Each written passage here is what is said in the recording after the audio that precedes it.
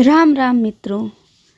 फाल्गुन माह के कृष्ण पक्ष की एकादशी व्रत कथा।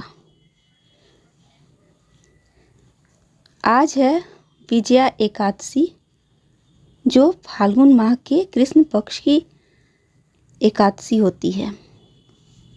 और आज मैं इसकी कथा सुनाने जा रही हूँ। कुंती पुत्र ने कहा, हे मधुसूदन, फाल्गुन माह में कृष्ण पक्ष में कौन सी एकादशी आती है, वह किस प्रकार संपन्न की जाती है और उसे किस नाम से पुकारा जाता है? हे देव, उसके बारे में विस्तार से बतलाएं। देवकी नंदन बोले, हे नरेश, इस माह की कृष्ण पक्ष की एकादशी विजया एकादशी नाम से जानी जाती है। इसके उपवास के पुण्य प्रभाव से मनुष्य को विजय प्राप्त होती है। इसके पठन एवं सुनने से सब पापों का नाश हो जाता है। अतः ध्यान पूर्वक इसकी कथा सुनो।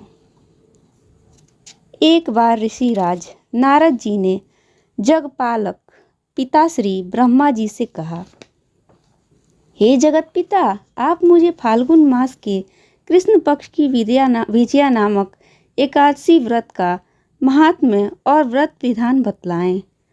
ब्रह्मा जी ने कहा, हे देवर्षि नारद जी, यह विजया एकादशी का उपवास अत्यंत पुरातन एवं समस्त पापों को समाप्त करने वाला है। यह उपवास धारियों को विजय दिलवाती है। अभी तक मैंने यह उपवास कथा किसी से भी नहीं कही है, परंतु तुम्हारे अनुरोध पर सुना रहा हूँ। त्रेता युग में जब मर्यादा पुरुषोत्तम श्री रामचंद्र जी को 14 वर्ष का वनवास हुआ, तब वह अपने भाई लक्ष्मण और पत्नी जानकी सहित जंगल में पंचवटी आश्रम में ठहरे, जहाँ से लंका नरेश महापापी रावण ने जानकी सीता जी का अपहरण किया। इस समाचार से राम लक्ष्मण अत्यंत दुखी हो सीता जी को ढूंढने निकल पड़े। मार्ग में उन्हें मरणासन जटायु नाम का विशाल पक्षी मिला। उसने सीता जी को छुड़ाने के लिए रावण से भयंकर युद्ध किया, परंतु रावण उसे राह में ही मरणासन छोड़ सीता जी को लेकर चल दिया। राम लक्ष्मण को सारा वृतांत सुनाकर वह स्वर्ग लोक सिधार गया। आगे जाने पर राम लक्ष्मण की किष्किंधा राज्य के वानर नरेश सुग्रीव से मित्रता हो गई। वहाँ पर उन्होंने बाली का वध करके सुग्रीव को उसका राज्य दिलवा दिया। सुग्रीव के दूत एवं मित्र हनुमान जी ने लंका जाकर जानकी की खोज की और उनको राम सुग्रीव की मित्रता के बारे में बतलाया। हनुमान जी ने वापस आ सारा हाल श्री राम जी से कहा। तब राम जी सुग्रीव व वानरों की सेना सहित लंका की ओर आक्रमण करने चल दिए। मार्ग में विशाल समुद्र था, जो अथाह जल से भरपूर था और जिसमें मगरमच्छ आदि विशालकाय जीवों का निवास था। श्री रामचंद्र जी ने अपने अनुज लक्ष्मण से उस विशाल समुद्र को पार करने का उपाय पूछा।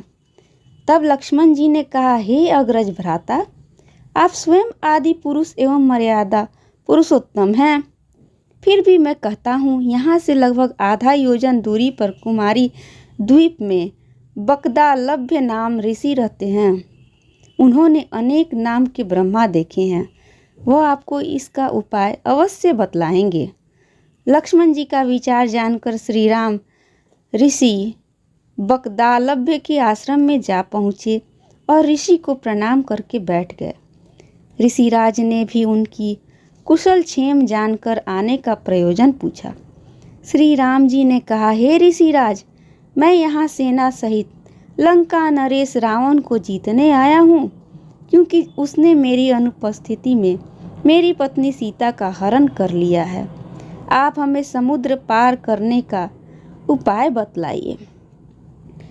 बकदालभ्य मुनि ने कहा, हे राम जी, मैं एक उत्तम व्रत विधि बतलाता हूँ। फाल्गुन माह की कृष्ण पक्ष की विजया एकादशी का उपवास करने से आप सेना सहित समुद्र पार करने में अवश्य ही सफल हो जाएंगे और आपको संपूर्ण विजय प्राप्त होगी। इस उपवास की विधि इस प्रकार है। दशमी के दिन मिट्टी, तांबे, चांदी या सोने का कलश बनाएं। उस कलश को जल से भरकर उस पर 5 पल्लव रखकर वेदी की स्थापना करें। उस कलश के पास 7 प्रकार का अनाज सतनजा रख कर उस पर जौ रखें।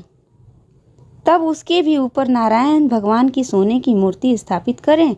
एकादशी को नित्य कर्म पूरा करके स्नान कर धूप दीप नैवेद्य नारियल से प्रभु का पूजन करते हुए सारा दिन प्रभु चरणों में ही बिताएं। रात्रि जागरण करते हुए भी वैसे ही बैठे रहें। द्वादशी के दिन नदी या सरोवर तट पर ही स्नान के पश्चात वह कलश किसी विद्वान ब्राह्मण को दान में दे दें। अतः हे राम जी, यदि आप अपने सेनाधिकारियों के साथ यह एकादशी व्रत पूर्ण करेंगे तो अवश्य ही विजय प्राप्त करेंगे। श्री रामचंद्र जी ने ऋषि के निर्देशानुसार ही यह विजया एकादशी व्रत संपन्न किया तो उन्होंने लंका नरेश को मारकर समस्त राक्षस वंश पर विजय प्राप्त की। मधुसूदन बोले, हे नरेश, जो भी प्राणी इस व्रत को विधि और नियमानुसार पूरा करेगा वह दोनों लोकों में अवश्य ही विजय प्राप्त करेगा। स्वयं ब्रह्मा जी ने नारद जी को यह बतलाया था कि हे पुत्र, इस व्रत की कथा को सुनने वाला भी वाजपेय यज्ञ के फल से समान ही फल पाता है। अतः बोलिए विष्णु भगवान की जय। ओम नमो भगवते वासुदेवाय। ओम नमो भगवते वासुदेवाय का मंत्र का 108 बार जप करें। तुलसी के माला से यह जप बहुत ही शुभ होता है। ओम विष्णुवाय नमः, ओम विष्णुवाय नमः 11 बार बोलकर हवन आदि करें। इस प्रकार विजया एकादशी की कथा समाप्त होती है। यह विजया एकादशी आपके जीवन के दुख और समस्याएं दूर करके सुख शांति लाए।